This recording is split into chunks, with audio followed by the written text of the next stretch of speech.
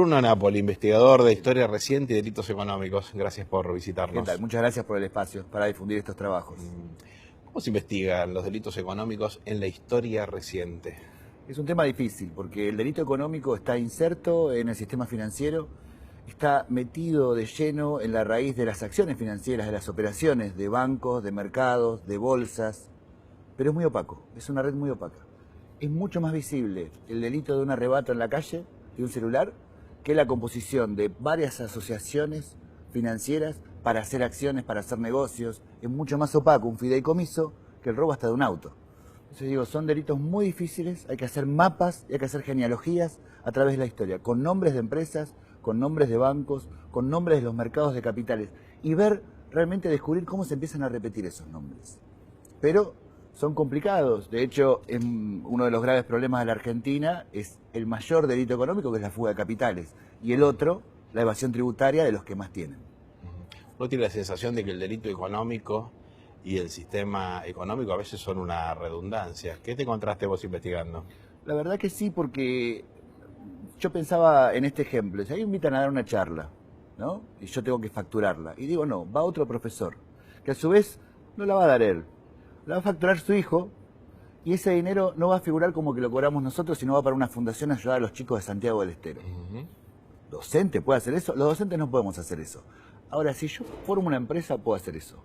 Puedo hacer una cadena de negocios donde nunca puedo saber cuál es el origen del dinero y cuáles son los inversores y dónde fue a parar esa inversión, por ejemplo.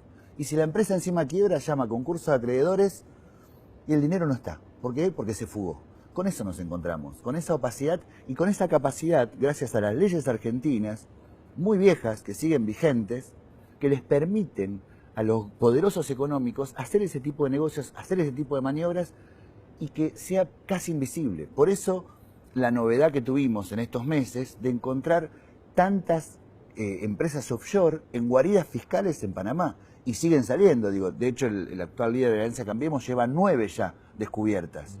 ¿Cómo hizo? Y son todos movimientos legales lo que hizo. El tema es que el dinero, que ya no tributa para el Estado argentino, porque de última los estados vivimos de los impuestos, no tributa, se fue al exterior, ese dinero no paga impuestos, y ahí está.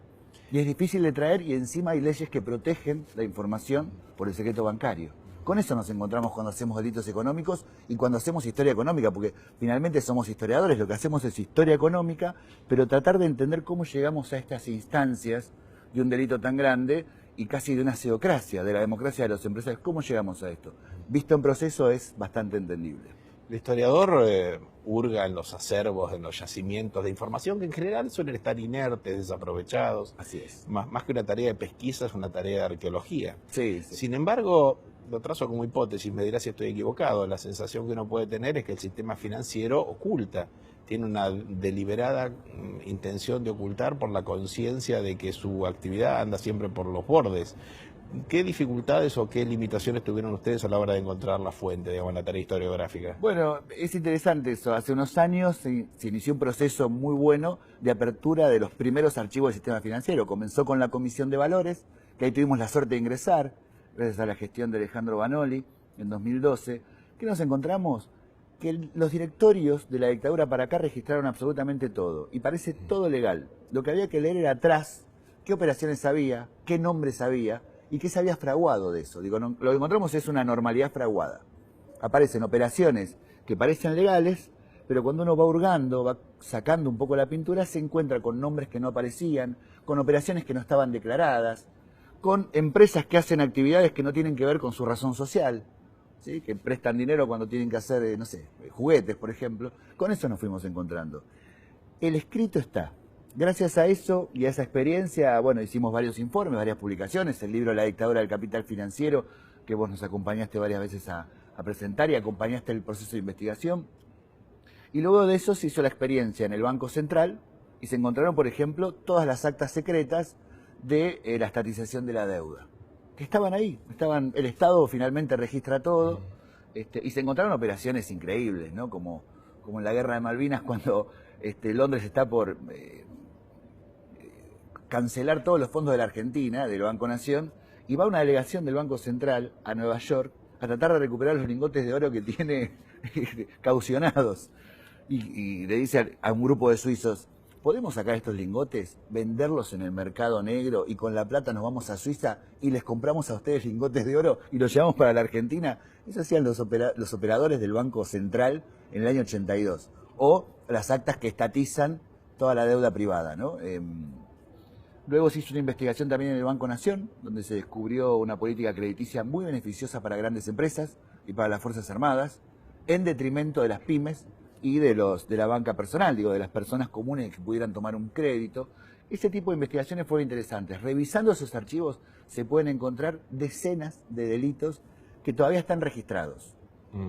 Una hipótesis que circula es que la dictadura se endeudó para armarse para la guerra de Malvinas con el endeudamiento de YPF. ¿Encontraron algo ustedes de esto? No, de eso específicamente no. Lo que sí encontramos en las actas de la Junta, cuando laburamos con el Ministerio de Defensa y luego se lo pasamos al equipo del Banco Nación, fue una deuda gigantesca en el año 79 de las Fuerzas Armadas a través del Banco Nación. Les dieron 5.000 millones de dólares a las 3 Fuerzas Armadas, que hoy equivalen a unos 15.000 millones de dólares actuales, con precios deflacionados, calculando la inflación del dólar de Estados Unidos, sería de unos 15.000 millones de dólares. Y en el año 82 encontramos un documento del 82 donde la dictadura en retirada le dice a los milicos, ¿nos pueden devolver la plata que les prestamos? Porque no hay un peso declarado de eso. Y los militares les mandan los estados contables y la respuesta es tremenda, porque dice, nosotros declaramos la plata. Los que no la declararon fueron sus amigos los banqueros, que pidieron estos dólares al exterior, se endeudaron y no le avisaron al central. La plata nos la dieron y no son 5.000, son 2.500. El resto la tienen sus amigos banqueros. O sea, los mismos militares están diciendo, sus socios banqueros, que los beneficiaron a todos los empresarios argentinos, se quedaron con gran parte del dinero que no está declarado.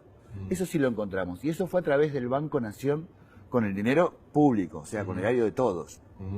Ahora, ¿no parece visualizarse una frontera, un límite entre el Estado y los sujetos financieros que deben ser controlados? Hubo una cooptación del sistema de control financiero, el Banco Central, concretamente en la República Argentina. Bueno. ¿Esto viene desde el nacimiento de la institución misma del Banco Central? ¿O en qué momento, suponiendo que yo esté en lo cierto, esto sucedió? Bueno, esa es la pregunta del millón. El mercado de capitales en la Argentina, el sistema financiero, está bastante acostumbrado a autorregularse. Y los actores financieros están acostumbrados a regularse a sí mismos, controlarse a sí mismos y pedir, con la excusa de la seguridad jurídica y la libertad de negocios, que el Estado no se meta. De hecho, la Comisión Nacional de Valores, que es el organismo que tiene que controlar el sistema financiero, el mercado de capitales, fue creada en el 37 como una oficina dentro del Banco Central. Su directorio estaba compuesto por el Banco de Londres, la Bolsa de Comercio y un representante del Banco Central. Y la primera vez que tuvieron poder de policía fue con la dictadura de Onganía. Así todos siguieron autocontrolándose. Y recién en el 2012, casi 80 años después, salió una ley del Estado, la nueva ley de mercado de capitales, que intentó una regulación de este mercado porque maneja muchísimo dinero y son muy pocas personas. Esa ley jamás logró aplicarse, porque en este país vos sabés que una cautelar no se le niega a casi nadie, y la ley fue cautelada, con lo cual seguimos todavía funcionando con la ley de Onganía, porque la ley de la democracia fue cautelada por los grandes grupos económicos. Es decir, como decís vos, no hubo un control, pero también es muy difícil controlarlo. Están acostumbrados a autorregularse, a autocontrolarse y resisten hasta judicialmente ese control. Eduardo Basualdo dice que hay una alianza entre la clase obrera y su sistema de organización, las centrales obreras y los industriales nacionales, ¿no? Frente a una alianza del mundo de las finanzas con la tierra.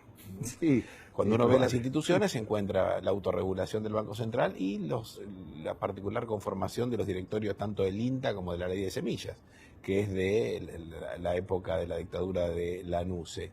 Vos repasando, digamos, con tu mirada de historiador, haciendo un paneo de todo el objeto de estudio, ¿crees que esa caracterización es correcta? ¿Que el mundo de la acumulación originaria, digamos, del capitalismo y las clases dominantes argentinas en la apropiación de la tierra después de la campaña del desierto tiene su correlato, por ejemplo, en la estatización de la deuda por Domingo Cavallo, o estoy siendo demasiado aventurado? No, hay acuerdos, hay acuerdos. Lo que creo sí que hay es, por un lado, vos mencionaste algo que es la conformación del Estado Nacional, el proceso de organización nacional en 1880, donde hay un Estado cooptado por la oligarquía Ujú. que funciona a través del fraude electoral y beneficia evidentemente a los dueños de la tierra. 100 años después lo que encontramos, un poquito antes, 80 años después, de Onganía para acá, y esto sí es la mirada procesual, de Onganía para acá lo que encontramos por primera vez es la intrusión por parte de muchísimos empresarios, banqueros y financistas en los puestos claves del sistema económico estatal. Comienzan a ocupar lugares claves que nunca habían ocupado. Y empieza con Onganía eso. Se profundiza en la dictadura de la desaparición de personas con Videla y termina cerrando su esquema de cooptación absoluta del Estado con el menemismo. Ujú. Esos funcionarios, además de ocupar lugares claves y hacer negocios privados, armaron las leyes que regulaban sus propios negocios. Así el negocio es redondo. Soy un empresario privado, pero que además estoy en el Estado y hago leyes para que me regulen. Es muy difícil desmontar ese esquema. Por eso es entendible llegar a este punto de la democracia de los empresarios. Porque vienen ocupando el Estado del 66. Son 50 años de hacer esto. Y 50 años de gestar deuda externa. En el 66 la deuda externa era de 3.300 millones de dólares. Hoy llega a 200.000 millones de dólares. Es impactante el número. En el 56 Argentina entra en el Fondo Monetario. En el 59 toma su primer préstamo stand-by con 1.425 millones de dólares de deuda externa. Llegamos a esto. Y llegamos a esto por la ocupación esta empresarial que cooptó el Estado, que generó las leyes y de hecho leyes que siguen vigentes. Los mismos empresarios que discuten con los militares la ley de entidades financieras y la ley de inversiones extranjeras, son los tipos que dejan establecido la financiarización de la economía y esas dos leyes que te mencioné siguen vigentes. Ningún gobierno de la democracia se atrevió a derogar ni la ley de entidades financieras ni la ley de inversiones extranjeras que permite la fuga de capitales masiva de la Argentina. Bueno, para ver hay que saber mirar. Los economistas son formateados con una determinada ideología y esa es su perspectiva. Uno no puede atribuir solamente maldad sobre las decisiones económicas que toman, porque a veces es también su propia catástrofe. Así es. ¿Y los historiadores? ¿Cuál es la mirada con la que son entrenados para identificar o no su campo de estudio? ¿Simplemente la afición, la ideología, o vienen un poco condicionados por la formación académica? Hay un condicionamiento de la mirada que tiene que ver con las ciencias sociales y no cruzarlas demasiado con el espacio político de discusión política y mucho menos con el espacio económico. De hecho, los que hacen historia económica se fijan en las leyes, en la progresión de leyes, en los cambios de sistema, pero no lo relacionan con esto. ¿Quiénes son los personajes que las dictaron esas leyes? ¿Cómo las formaron? ¿Qué relación tienen con las estructuras estatales? ¿Con el sistema de bancos? ¿Con el mercado de capitales? El trabajo que estamos haciendo, que de hecho está reflejado en un curso que estamos dando que se llama Argentina y el gobierno de las finanzas, recorre eso. Mirar la historia política y que la economía se ancle en la política, no al revés. No que la política vaya anclada a la economía como si fuera una ciencia pura que puede resolver todo. Es al revés. La política resuelve todo y hay que entender la economía desde las decisiones políticas y sobre todo desde los nombres. Por eso los historiadores no logran hacer estas genealogías. Hay que hacerle el mapa de nombres para ver cómo se repiten los tipos que estaban en los 70, sus hijos, sus nietos, son los mismos apellidos que hoy están en el mercado de capitales. Son los mismos que manejan los bancos. Y de hecho son los mismos empresarios que en los últimos 30 años se han enriquecido haciendo negocios con el Estado. El ejemplo es el actual líder de Alianza Cambiemos, que su familia desde el año 82 viene haciendo negocios sistemáticos, tomando deuda para que la pague el Estado y enriqueciéndose y creciendo su capital y sus utilidades acá y en el exterior, porque encima gran parte del dinero lo fugaron, no porque nos parezca a nosotros, sino porque se están descubriendo todas esas cuentas. Es dinero acumulado en años que pasó a través del Estado. Ese es el mapa que hay que hacer. Y eso a veces la mirada académica o lo hace muy invisible y muy difícil de entender y no lo pone con estas palabras más simples o directamente no lo miran. Ahora en la primavera del 2016, cuando estamos manteniendo esta conversación, parece muy vigente el tema de este libro que me acercás, Linchamiento a la policía que llevamos dentro. Parece una obra de autores varios. El tema es recurrente, se actualiza con cierta periodicidad. ¿Qué es esto? Surgió a partir del 2014, cuando hubo un auge de linchamientos de jóvenes cometiendo los delitos más simples y más visibles. Robar una cartera, robar un celular, y eran aplastados literalmente por los vecinos y asesinados en la calle, como el caso de David Moreira en Rosario, que fue asesinado por arrebatar una cartera. Y pensábamos que los dos libros, La dictadura del capital financiero dialogan, porque los dos tratan de delitos, pero estos delitos, primero son invisibles, para el lenguaje racista son delitos de guante blanco o de cuello blanco. Y esos son los delitos que cometen los negros, pobres, de gorrita, los pibes chorros. Esos son castigados duramente por los vecinos también pobres y estos son impunes porque son invisibles. Ese trabajo lo que trata de pensar es qué pedagogía de la crueldad existe para seguir hablando de delitos de cuello blanco y negar que esos son delitos mucho menores. De hecho, las discusiones que estamos teniendo es porque los ladrones que fueron asesinados no eran homicidas. Ninguno tenía antecedentes de haber matado a nadie. Los que los mataron, los buenos vecinos, como dijo el presidente hace poco, los vecinos queridos... El costado sano de la sociedad. Sí, son homicidas y van a ser homicidas toda su vida porque mataron a alguien. Y no en legítima defensa, ni hubo exceso de legítima defensa. Mataron gente que se estaba yendo, corriendo. O sea, los casos que analizamos son de asesinos que mataron a chicos muy jóvenes, que estaban escapando. ¿Sí? Como, bueno, varios casos que están enumerados ahí. Entonces la discusión es esa, ¿no? Pensar que hay una pedagogía de la crueldad que sigue repitiendo la posibilidad de matar a los pobres, un odio de clase, un odio ideológico, y con el otro tipo de delitos hay que ser mucho más benefactor, ¿no? Mucho más indulgente.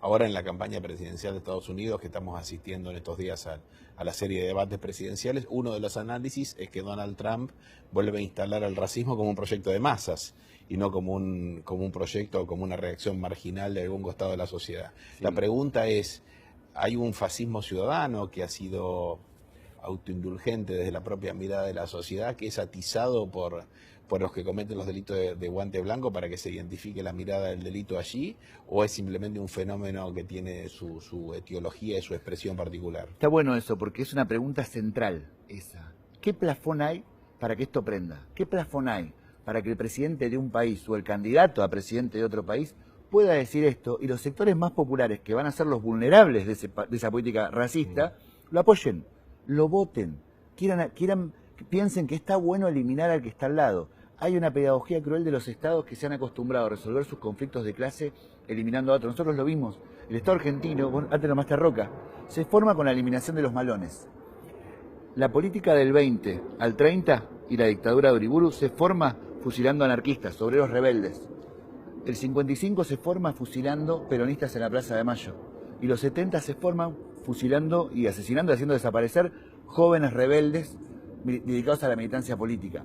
Hay una pedagogía cruel que nos enseña que siempre hay que eliminar a un otro que puede ser molesto, ese cuerpo indócil. El problema es que ese plafón queda y tantos sectores ricos como pobres terminan apoyándolo.